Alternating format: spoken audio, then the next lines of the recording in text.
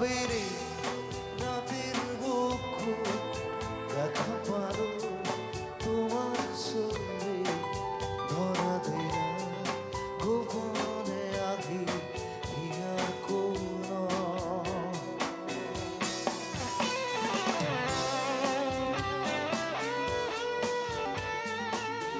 আচলতে যিখিনি মোৰ চিন্তাধাৰা আছিলে সেইখিনি চিন্তা আচলতে মোৰ নাছিলে, সেইখিনি চিন্তা জুবিন দাৰে আছিলে।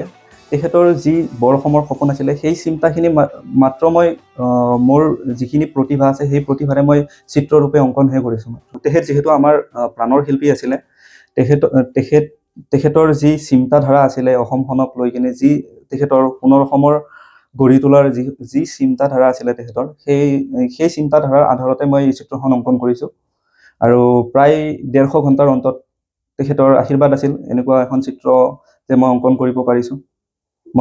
তাৰ কাৰণে মই যথেষ্ট আনন্দিত হৈছোঁ।